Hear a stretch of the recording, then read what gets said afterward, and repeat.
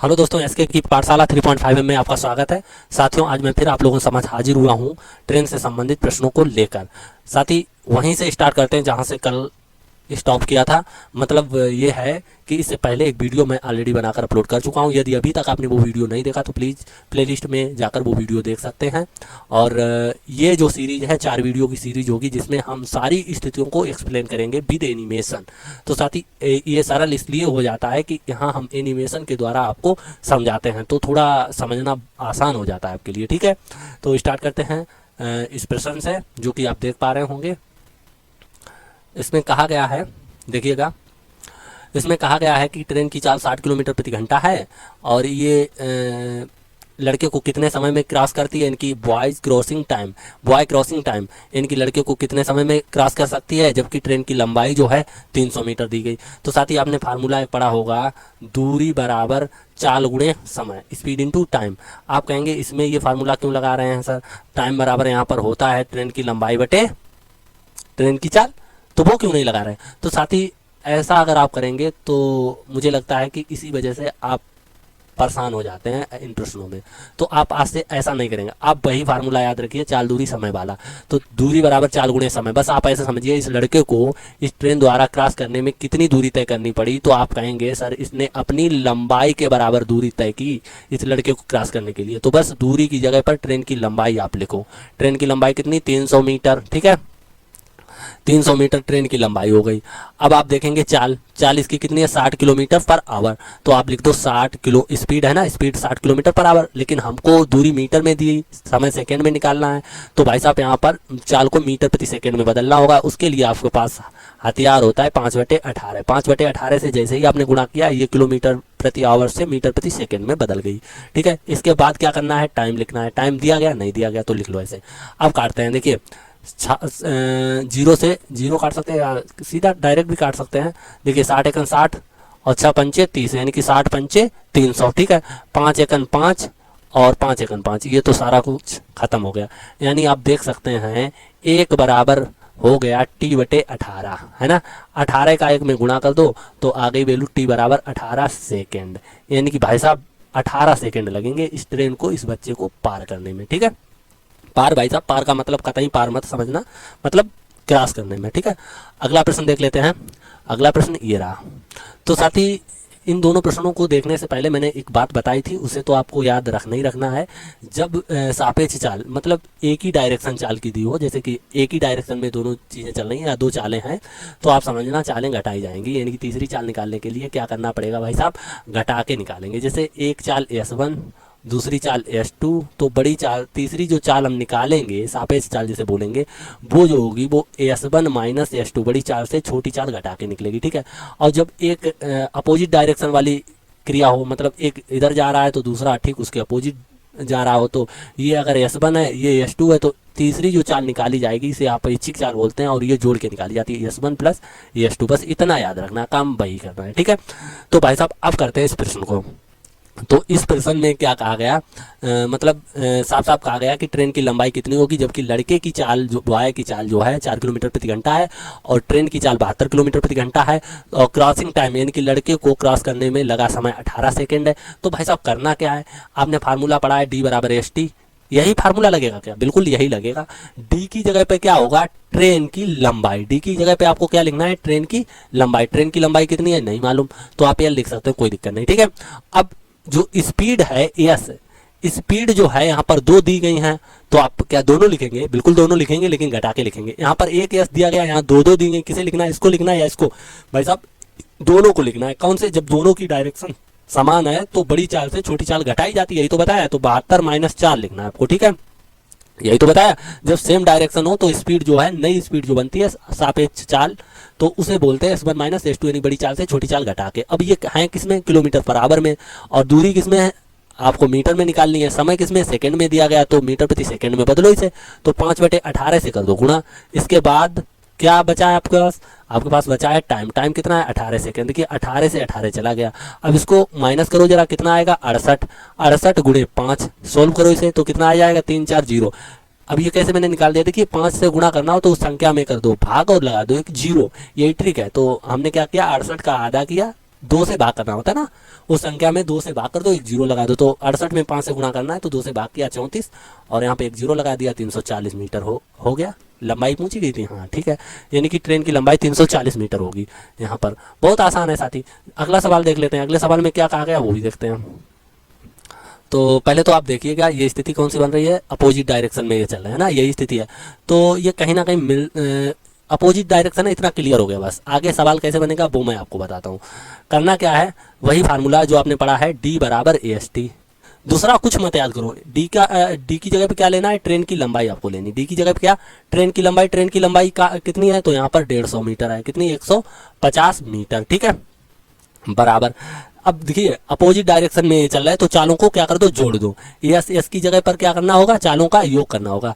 तो लड़के की चाल देखिए, यहाँ पर जो है लड़के की चाल दी गई, वाई स्पीड दी गई है 36 और ट्रेन की चाल का पता नहीं। तो अब क्या करना है, ट्रेन की चाल मान लो आप x है और लड़के की चाल 36 है ही, इनको जोड़ना है, ठीक है। और अब चूंकि ये किलोमीटर पर आवर में है तो इसे मीटर प्रति सेकंड में बदलने के लिए 5/18 से गुणा करना होगा। कितना समय लगता है क्रॉस करने के लिए, तो 5 सेकंड लगता है, 5 से कर दो गुणा, ठीक है। तो अब इसे करते हैं सोल्व। तो ये भाई साहब यहाँ पर इसको रोको, बाद बाकी इनको इधर गुणा भाग जो भी करना है, 25 का भाग लगेगा, 18 से गुणा होगा। तो आप लिखेंगे x minus 36 x plus 36 is equal to 150 गुणे 18/25, है ना, यही तो करेंगे। तो देखिए 25 एकन 25, 150 है ना, तो 25 छक्का 150 है ना, और 18 छंगा 108। तो भाई साहब x बराबर क्या हो जाएगा, 36 108 की तरफ जाएंगे तो 108 माइनस 36 बराबर हो जाएगा 72 किलोमीटर पर आवर। ये रही। इसमें साहब कहा गया है कि ट्रेन की लंबाई जो है x मीटर है, x का मान आपको ज्ञात करना है, जबकि टनल जो है ट्रेन से 2 गुनी लंबी है। तो भाई साहब ये x मीटर है तो ये 2x मीटर होगी। प्रश्न कैसे भी बोला जा सकता, ऐसे भी बोला जा सकता था कि जो सुरंग है वो ट्रेन से 2 गुनी लंबाई की है।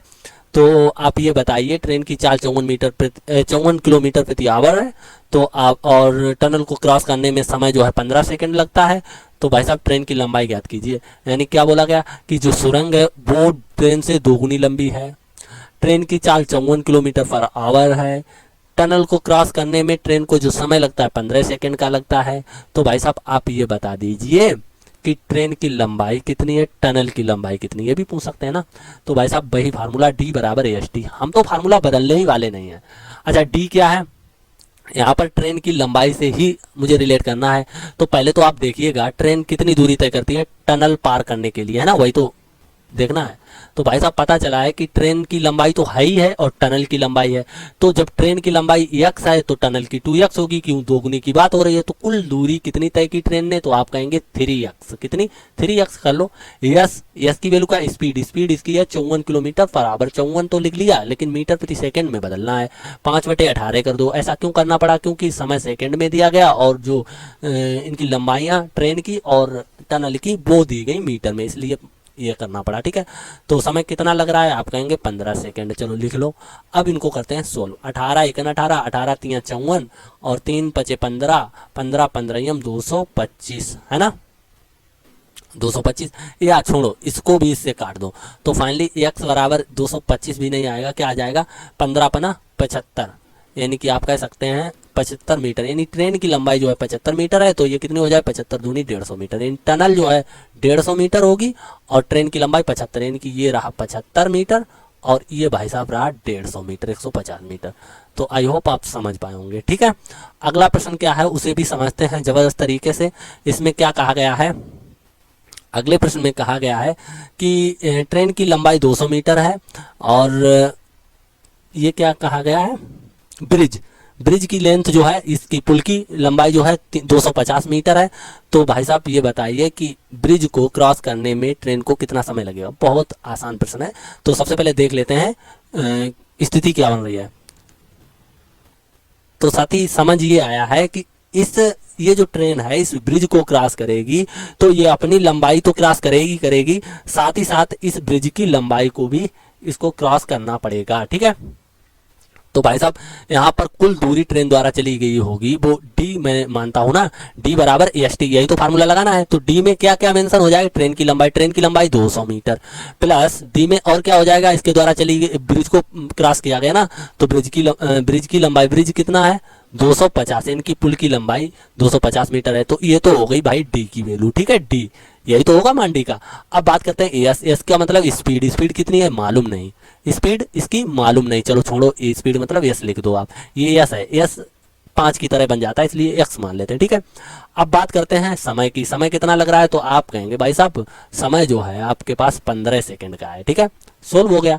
अब क्या ये जोड़ेंगे 450, 15 से दे दो आप भाग एक्स हो गया, तो एक्स बराबर फाइनली आप क्या देख पा रहे होंगे, 15 एकन 15 3 45 एक जीरो, यानी कि आप कहेंगे 30 मीटर प्रति सेकंड। अब भाई साहब ये मीटर प्रति सेकंड में आया, बदलना किसमें, किलोमीटर पर आवर में। तो अब क्या करना होगा, 30 गुणे 18/5 से गुणा करना होगा। वैसे देखिए मीटर प्रति सेकंड को किलोमीटर पर आवर में बदलने के लिए आपको 18/5 से गुणा करना पड़ता है, ठीक है। अगर किलोमीटर प्रति आवर होता और मीटर प्रति सेकंड में बदलना होता तो 5/18 से गुणा करना पड़ता। तो 5 छक्का 30, 18 छंगा 108, 108 kilometre per hour, kilometre per hour, ये इसकी स्पीड हो गई ट्रेन की। चलते हैं अगले प्रश्न की ओर, उसको भी देख लेते हैं। अगला प्रश्न आपका ये रहा, ठीक है साथी। इस प्रश्न में क्या कहा गया उसे भी समझ लेते हैं। इस प्रश्न में कहा गया है ट्रेन की स्पीड 60 किलोमीटर प्रति घंटा है, ट्रेन की लंबाई 140 मीटर है, प्लेटफॉर्म को क्रॉस करता है ट्रेन 22 सेकंड में, करता नहीं करती है, ठीक है साथी, और प्लेटफॉर्म की लंबाई आपसे पूछी गई। बहुत आसान प्रश्न है साथी। तो सबसे पहले क्रॉस करा ही लेते हैं इसको। तो देखिएगा ये लो, ये ट्रेन ने भाई साहब प्लेटफॉर्म को क्रॉस कर दिया, तो पता चला कि ट्रेन ने प्लेटफॉर्म को क्रॉस करने के लिए अपनी लंबाई चली और साथ ही साथ प्लेटफॉर्म की लंबाई चली। तो ट्रेन द्वारा कुल दूरी कितनी चली गई, खुद की लंबाई और दूरी बराबर, हम कौन सा फार्मूला इस्तेमाल करते हैं, एस टी। भाई साहब इसी को आपको लगाना है, बस इसी से काम चल जाएगा।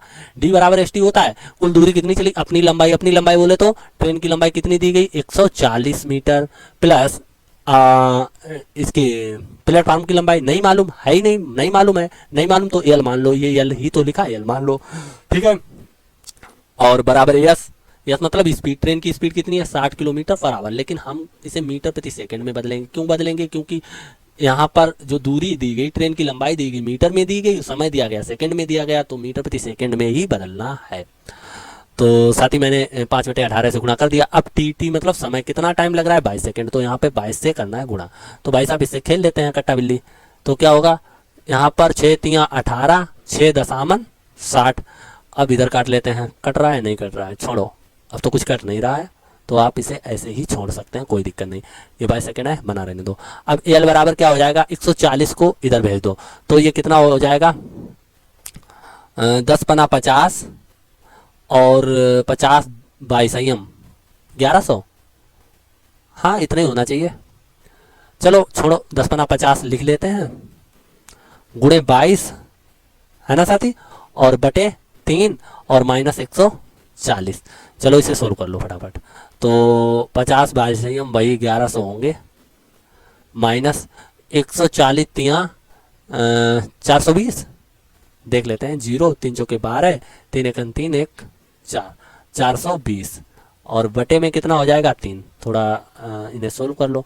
तो ये हो जाएगा 0, यहाँ 0 से यहाँ हासिल लेंगे 10, 10 से 2 जाएगा 8, और यहाँ पर बचेगा 10, 10 से 4 जाएगा 6, नहीं समझ आया, यहाँ 9 था, यहाँ से हासिल ले, यहाँ 10 हो गया था, यहाँ फिर 10 बचा, 10 से 4 गया 6 बटा 3।